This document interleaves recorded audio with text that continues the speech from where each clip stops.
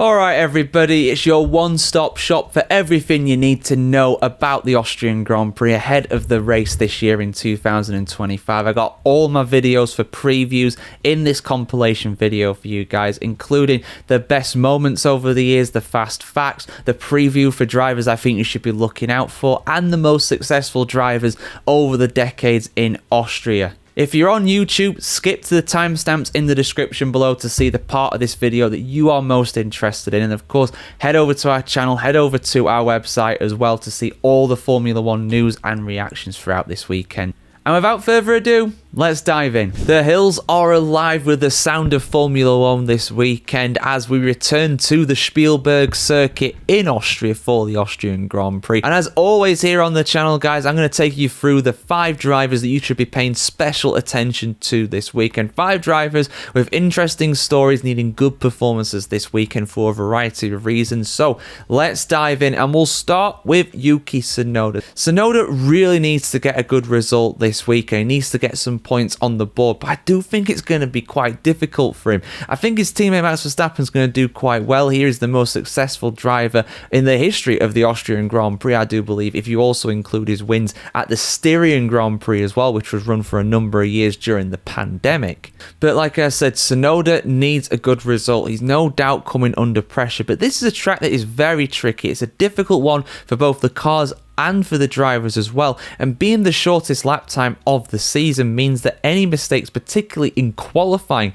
are heavily punished. That is going to make things difficult. You've also got the track limits at the final 2 corners of the circuit as well, proving very, very difficult to get right. So I think Tsunoda's really going to struggle here. I think he's going to do well to even get it out of Q1 just because of how tight those gaps are. We could well see a field spread in the first qualifying session of a second or around maybe a second and a half at a push because the times are usually so close. I think Tsunoda needs to get a good result this weekend, especially with it being Red Bull's home race, but I think he's going to struggle to get it, to be honest. But let's talk about another guy I think needs a good result as well. Franco Colapinto, still without any points at Alpine in 2025, and this is officially his final race if you go off of Flavio Briatore saying that he was only coming in for a 5-race stint at Alpine. Now, I don't expect him to be replaced. I fully expect him to still be racing for Alpine the following round at Silverstone, but there is pressure coming on at the end of the day. A lot of expectation from those sponsors, a lot of money being invested in him, but I honestly think that car is absolute trash, to be honest. So it's not really a surprise he's not scored any points, but still, I'm just highlighting him because I feel like there's going to be some pressure on him. And around a track like this, again, where mistakes are punished, where the lap times are so close, particularly in qualifying. Qualifying's so important here. You can overtake, but it is difficult. DRS trains are very, very common here with those 3 back-to-back-to-back DRS zones around the first part of the circuit. We'll see what happens, guys. But I'm going to highlight Lewis Hamilton, Sir Lewis Hamilton, for my 3rd driver here because I just feel like he needs a clean weekend. And in fairness, Canada wasn't really his fault. He couldn't really do much about the groundhog, unfortunately, that tragically is no more. The one that got caught underneath his car and did some damage to the floor as a result. So that didn't help him there. Canada being a high-speed track, Austria being a high-speed track as well. This is going to be a difficult weekend for him, though. He's only ever won here once, I do believe, in the Austrian Grand Prix format, 2 if you include his win at a Styrian Grand Prix back in the day as well. But even if you include it as 2, by the standards of Hamilton, who of course has over 100 wins in Formula 1 in total, only 2 victories around this track, is really, really low. And it's not like he's not had opportunities or a good car to be able to do so. Things have just always fallen away from him in Austria. So if things are going to go wrong, this is going to be a track where it's going to happen. But at the end of the day, we're going to Silverstone after this. He'll be looking forward to that 9-time winner there. But yeah, this weekend in Austria could be a difficult one, particularly with this being a good track as well for Charles Leclerc, the only man not driving a Mercedes or a Red Bull to win around this track in the modern era since we have come back in 2014. Lando Norris, number 4, I'm putting as my 4th driver here to look out for. I mean, I don't really need to explain this much, do I, to be honest with you, given what happened last time time out in Canada. I think he needs a clean weekend. I think he needs to change his approach to these kind of battles, particularly with his teammate. He admitted he made a mistake. It happens. You know, fool me once, shame on you. Fool me twice, shame on me. And if he makes a fool of himself around this track this weekend, it's going to be a difficult one for him. But saying that, at the end of the day, this is the track where, of course, the last lap Lando legend was born in 2020, where he actually managed to get his first podium in Formula 1. And Lord knows he's had a lot of them since then. But can he get a win? Can he get back to the top step of the podium? It's going to be tough. Oscar Piastri is an absolutely incredible driver this season, but we'll see what happens with Lando Norris. He really needs to get that gap down in the championship. And the last driver I'm going to highlight the most recent winner in Formula 1 and the most recent winner of the Austrian Grand Prix. It's the same man, Georgie boy, George Russell. Can Mercedes repeat their heroics in Canada? I would be surprised if they did. Not only for the fact that last year, let's be honest, he got lucky to win that race. I mean, you got to be in it to win it, but Max Verstappen and Lando Norris, if they didn't crash each other out and get all that damage and go further down the order, Russell would have got P3. He was not the fastest man on that day. He was the fastest man in Canada, but in different conditions. Yeah, it was not the hottest, but it's going to be hot in Austria this week, and 30 degrees Celsius ambient, that is going to be 45 degrees or so track temperature. It is sweltering in Austria at this time of the year. Usually beautiful country, would love to go to this race, definitely on the bucket list. I'll be surprised if Russell even gets a podium, to be honest with you, but he's keeping his foot in the door in that battle for third place in the drivers. I feel like the top two are going to be the top two. It's going to be a McLaren man that wins the World Championship this season, but he may well catch Max Verstappen for third in the championship, particularly if Max Verstappen has to miss a race as well. It's possible. Even after this, even after those penalty points get wiped, he'll still have 9 going into the British Grand Prix and will remain as 9 all the way until the end of October.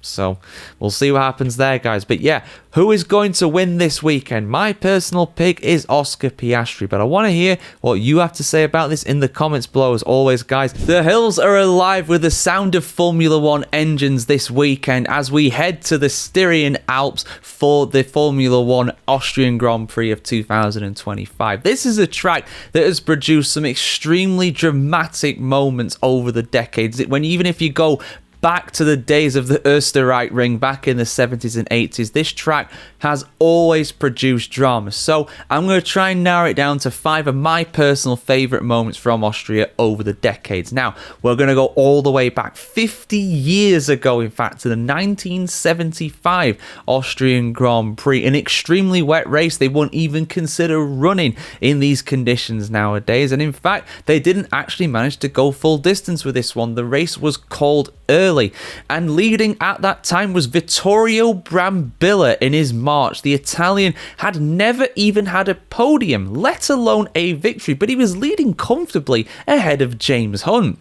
When the red flag got showed and the race was curtailed early, Brambilla actually spun across the line. Spin and win. Somehow he managed to do it. Had the race gone another lap or another 2 laps because of the red flag rules, of course you count back to the previous lap, so it wouldn't have mattered anyway, even if someone passed him. But the fact that he spun out on the straight just shows how wet and how dangerous it was, and that was indeed the only podium, the only victory of his entire Formula 1 career, something that he would never, of course, forget for the rest of his life. Well, let's skip ahead to 1982 now. The Österreich Ring was a very high-speed track. The current Red Bull Ring is, of course, very high speed as well, but back then it was even faster. It was even more flowing, and that basically meant that the draft, the slipstream, was very powerful here, not unlike circuits such as Monza. And we had Elio De Angelis and Keke Rosberg battling it out for the lead. Interestingly, at the finish of the race, these were the only 2 guys on the lead lap, but the leading pair themselves were separated by such a tiny margin,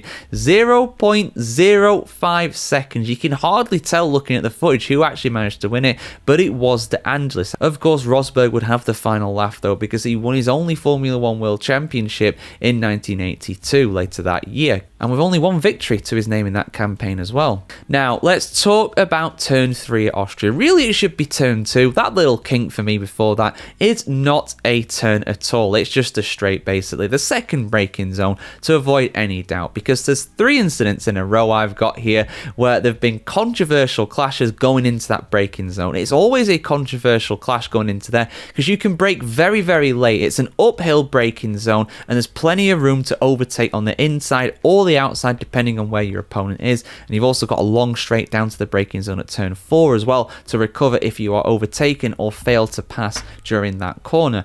But in 1999 there was a big crash here, literally on the first lap, I do believe. David Coulthard and Mika Hakkinen, the McLaren teammates, collided through this corner. Basically, Coulthard misjudged his braking, went into the side of Mika Hakkinen. Hakkinen spun around, and as a result of that, he would have been very angry, no doubt about it, because in the end, Coulthard failed to win this race. It was Eddie Irvine, the man who a lot of people said would have no chance of winning the World Championship that year, but he actually run it pretty close to Mika Hakkinen going into the final round of Suzuka. Of course, Hakkinen did win the title, but Irvine was close. He wasn't far away at all when it came to that, going into the final round. So, yeah, it seemed at that point as though McLaren were very much dropping the ball and fumbling, and this was definitely a big mistake for them. Controversial clashes between teammates powered by Mercedes engines. We'd see the exact same thing for number 4 on my list 17 years later with Sir Lewis Hamilton and Nico Rosberg. Hamilton was desperately trying to overtake Nico Rosberg and was clearly much faster, but Rosberg was getting the elbows out. He was making it difficult for his teammate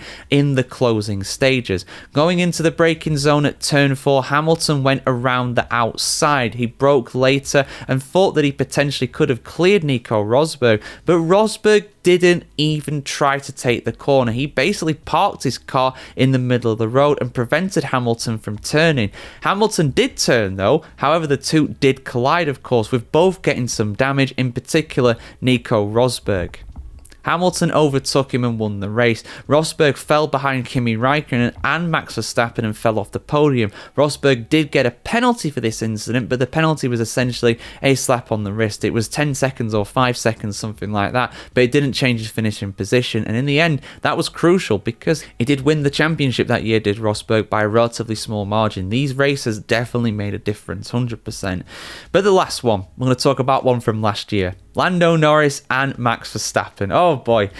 One of many clashes between these two during that season. Probably not the most controversial, but this one definitely did divide opinion between the Red Bull and McLaren fan bases. These were again the leading 2 drivers in this race. Lando Norris trying to overtake Max Verstappen. The balance of power very much shifting towards McLaren at this point, but Max was still doing enough to win Grand Prix. He was doing enough to be consistent and maintain that advantage he had in the championship. Norris needed to pass him. He needed to get as many points over him as possible. That gap was big, but he had a long time to overtake him, so he had to just keep winning races, and this was absolutely an opportunity to do that. However, they collided going into the braking zone of turn 3. There were many battles before that. Both drivers had damage. Norris eventually retired from that. I believe Norris actually got a penalty for that. Didn't affect anything, obviously, because he never finished anyway. And all while Max Verstappen continued in that race. Whose fault was it? Let's not get into that. I probably spoke about it at the time. Let my opinions be known about that.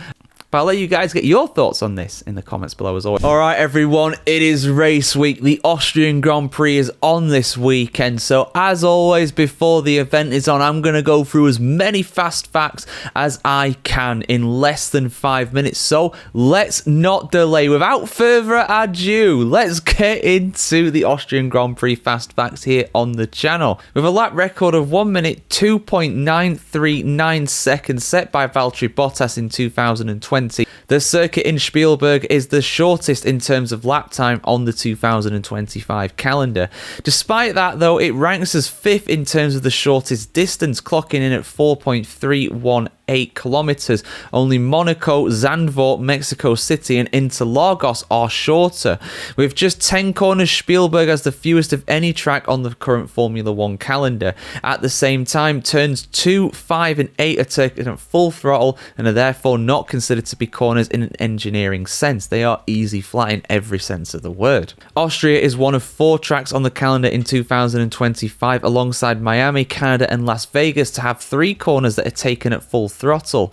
There are large demands placed on a car's handling in Austria, while at the same time the circuit demands good mechanical grip at low speed for turns 1, 3 and 4 and strong performance at high speed for turns 6, 7, 9 and 10. Engineers also have to find the best compromise with setup in order to achieve the best lap time possible. The difference in elevation of 69 meters, nice, between the lowest and the highest points at the circuit is one of the largest of the season. That is unsurprising given the track's location in the Styrian Mountains, and I also believe it's the second highest in terms of altitude as well, only second to Mexico City. And it also has a steep gradient from track edge to edge in places, exemplified by turns 3 and 4. The circuit here slopes up towards the apex as the car drives over the crest while accelerating out of the corner. This can result in one wheel leaving the ground, causing challenges with braking stability and traction. Just ask Alex Albon, and Lewis Hamilton, of course, came to blows there famously in 2020. The track has 3 very hard braking zones in succession on the approaches to turn 1, 3 and 4, as the brakes are unable to cool down sufficiently over the rest of the track as the lap is relatively short. It has an impact on the maximum pressures and general wear and tear experienced. And for that reason, teams must apply significant cooling levels to the brakes. That poses challenges in warming up the front tyres with short out laps, and it's also a challenge to get them in the right operating window for a qualifying lap.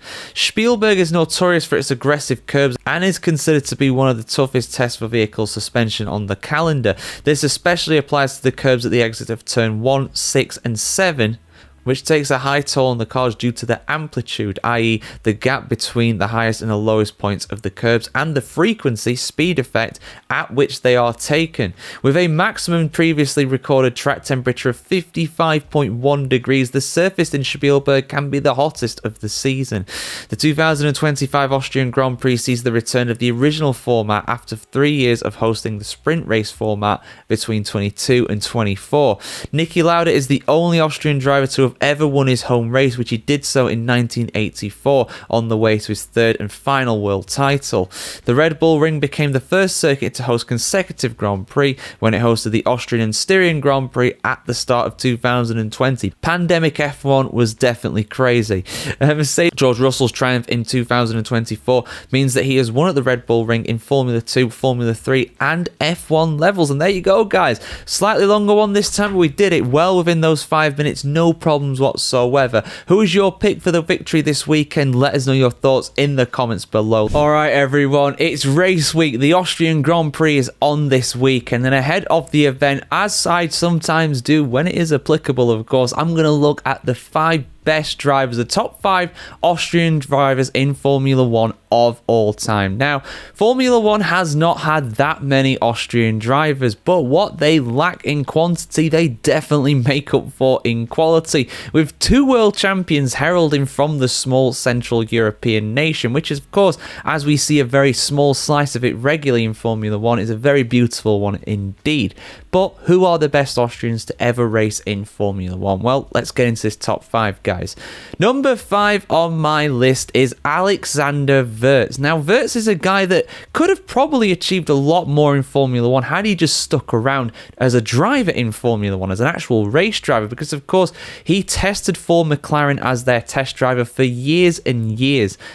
He was initially in Formula 1 between 1997 and the year 2000, racing for Benetton. And in fact, he impressed so much in his debut season in 97 on getting a podium at the British Grand Prix that he was signed up full-time for 1998. He then became a test driver for McLaren between 2001 and 2006, making some cameo appearances in 2006 thanks to Juan Pablo Montoya, of course, leaving the sport with his alleged injured elbow. I'd love to get the lowdown on what really happened on that incident, although that's something I could cover potentially on a conspiracy video for you guys. Let me know if you want to see that in the comments below.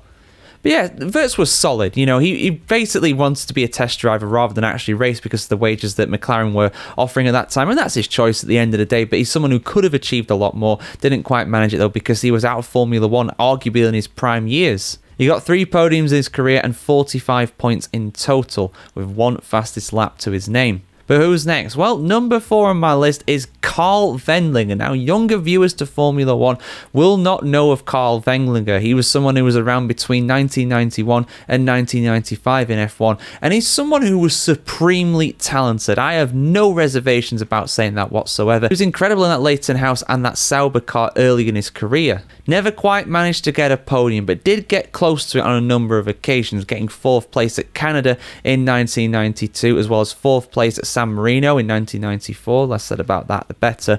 And also 4th place as well at the Italian Grand Prix in 1993. However, his career was effectively cut short, at least the prime of it was cut short, by a horrific near-fatal crash at the Monaco Grand Prix directly after Imola 1994. He did recover from his injuries, but he was never the same again. He did make some appearances for Sauber in 1995, but he was never the same again because of his injuries there. A real lost talent, someone who could have achieved a lot more. I have no doubt he could have been regularly on the podium or regularly potentially winning cars if he managed to get in the right team, but it never quite happened for him, unfortunately.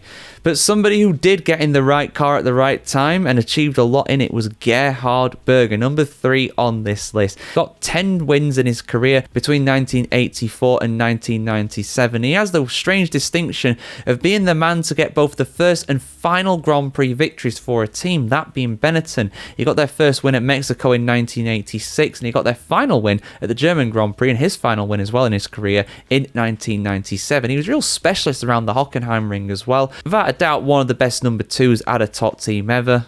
He got on really well with Ayrton Senna. Those two used to play pranks on each other all the time during their days at McLaren. Absolutely legendary. Don't have time to get into that during this video, but yeah, look him up at some point. Gerhard Berger was definitely a fun guy. He's always a fun guy as well to have around the paddock as well. Later on in his career, of course, after retiring, he was involved with the Red Bull program and has very much set them up for success ever since then. Now the top 2. This is so tough for me to separate these two. These two are, without a doubt in my opinion, 2 of the best drivers in Formula 1 history. One had their career cut short, one of them nearly had it cut short, but came back sensationally. And that is why I'm putting that guy at number 1. I'll talk about him very shortly, but let's talk about number 2. Jochen Rindt. Jochen Rindt definitely could have achieved more in Formula 1 had he not died so young. He passed away at the age of just 28 in the 1970 season while racing for Lotus, becoming the only posthumous world champion. He amassed so many points by that point anyway that nobody could catch him, and he's already won the world championship. Hopefully he remains the last and only person to ever do that, but that's a hell of a stat in itself, and it does speak to how good this guy was. He just needed the right car, and he absolutely got it in 1974 Lotus. Incredibly, he managed to win every single race that he finished in 1970, winning the Monaco Grand Prix, then 4 in a row between the Dutch Grand Prix and the German Grand Prix that had won him the World Championship before he competed in his final Formula 1 race, his home race at the Ring in Austria. And obviously he would pass away shortly after at the Italian Grand Prix, while I believe qualifying for that race. He was a supremely talented driver and someone, in my opinion, could have definitely gone on to win more World Championships. He featured in my best one-time world champion list I did a while ago, the tier list. I should do another tier list soon. I've not done one for ages. I've really missed doing that. But yeah, Rindt without a doubt could have achieved more, but in my opinion, he would have struggled to match the achievements of his compatriot, Niki Lauda. Lauda for me has to be number 1 on this because he won 3 world championships, and despite literally nearly dying in 1976 at the German Grand Prix, that horrific crash, which was of course dramatized in the movie Rush. If you guys have seen that, you've seen that incident. To come back from that and win another 2 world titles, to almost win the title in 1976 as well, really does speak volumes to the man's quality. Niki was an incredible driver. He was unbelievably and relentlessly consistent in the car.